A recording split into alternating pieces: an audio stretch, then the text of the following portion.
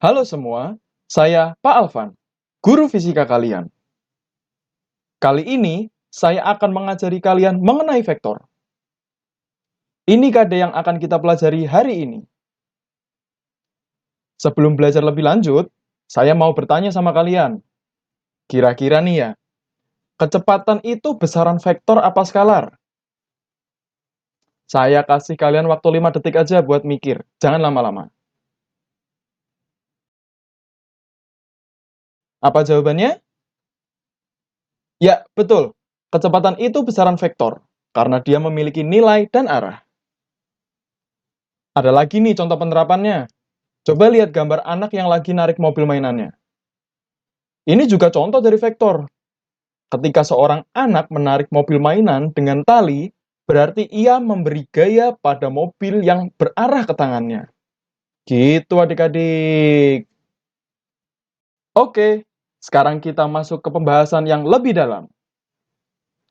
Vektor itu dapat disimbolkan dengan huruf cetak tebal atau cetak tipis yang diberi tanda panah di atasnya.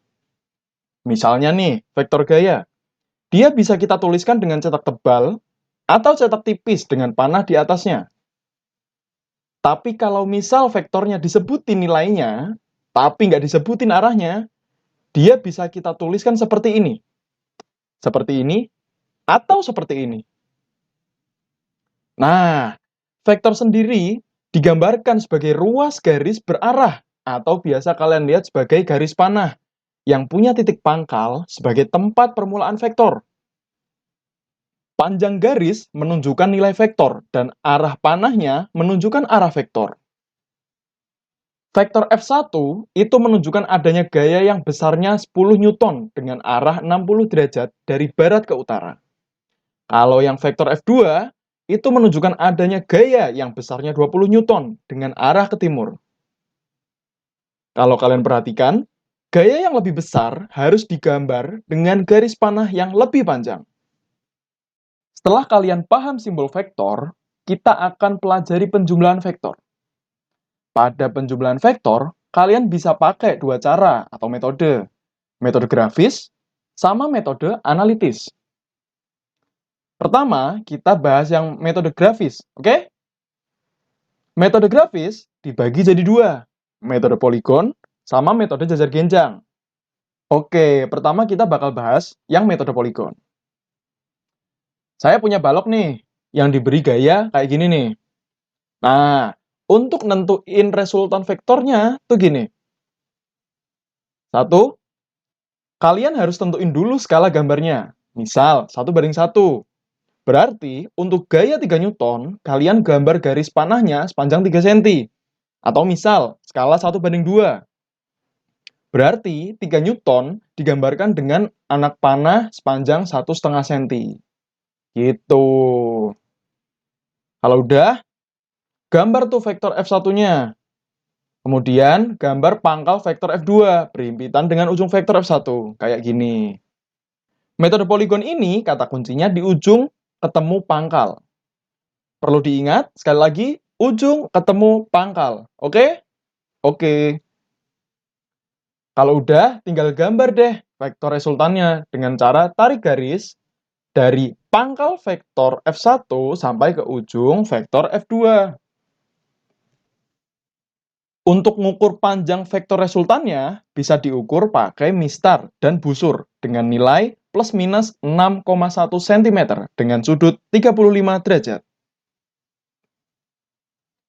Dari yang udah kita kerjain, bisa kita simpulkan kalau penjumlahan dua vektor pakai metode poligon menghasilkan segitiga. Kalau tiga vektor, nanti jadi segi empat. Gitu pun seterusnya.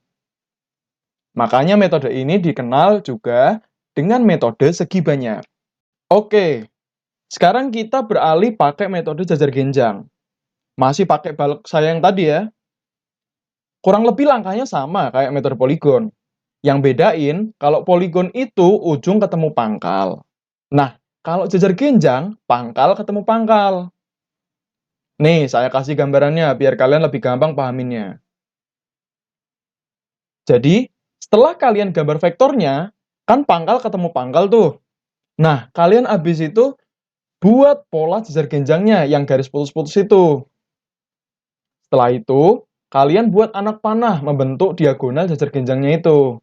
Udah deh, hasilnya sama kok sama yang metode poligon. Panjang vektor resultannya 6,1 cm. Setelah kalian pahami metode grafis, ada nih solusi buat kalian yang males gambar. Menjumlahkan vektor pakai metode analitis. Di metode ini ada rumus matematis yang bisa kalian pakai, yaitu rumus kosinus dan sinus. Tapi di sini saya nggak bakal jelasin detail ya tentang trigonometrinya. Oke, langsung kita masuk ke bahasannya. Rumus kosinus nanti kita pakai buat nentuin besar vektor resultan. Kalau rumus sinus, kita pakai buat menghitung atau mengetahui arah vektor resultannya. Coba lihat gambar ini.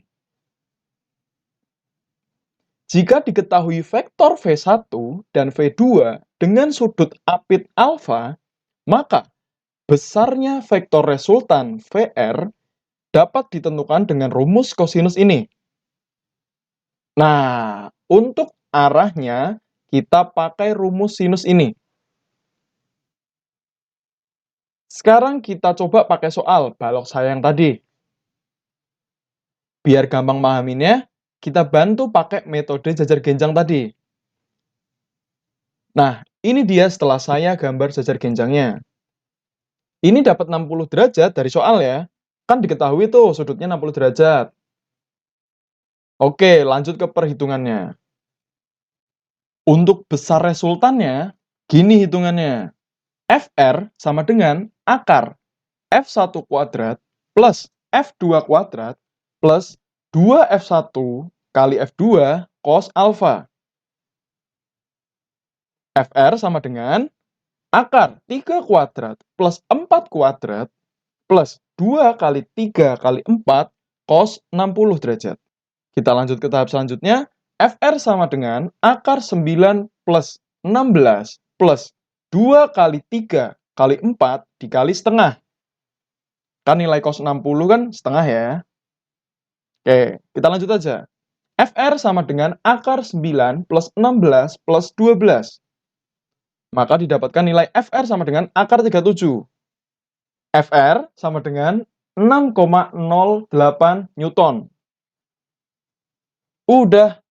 Habis itu, kita cari arah vektor resultannya pakai rumus sinus. Sin theta per F2 sama dengan sin alfa per FR. Sin theta per 4 sama dengan sin 60 derajat per 6,08. Sin theta per 4 sama dengan setengah akar 3 per 6,8. Sin theta sama dengan setengah akar 3 kali 4 per 6,08.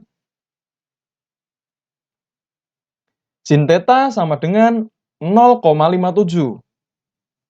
Theta sama dengan sin pangkat negatif 1, 0,57. Maka diketahui nilai theta sama dengan 34,75. Jadi, resultan gaya yang bekerja pada balok saya tadi sebesar 6,08 Newton dengan arah 34,75 derajat terhadap F1. Udah deh gitu. Ada beberapa hal nih yang bisa disimpulkan dari apa yang saya jelasin barusan. 1. Besaran vektor dapat ditulis dengan huruf tebal atau cetak tipis yang diberi tanda panah di atasnya.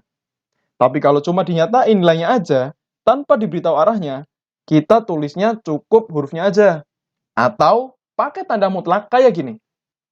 Yang kedua, untuk menentukan resultan vektor, kita bisa pakai metode grafis, yaitu metode poligon atau jajar genjang. Atau kita bisa pakai metode analitik, yaitu menggunakan rumus kosinus dan sinus. Untuk arah resultan metode analitik, kita bisa pakai rumus sinus. Dengan nilai theta adalah arah vektor resultan F1 terhadap vektor F1. Sekian dulu ya dari saya. Kita berjumpa di video lainnya dengan materi yang lain tentunya. Oke, sampai jumpa!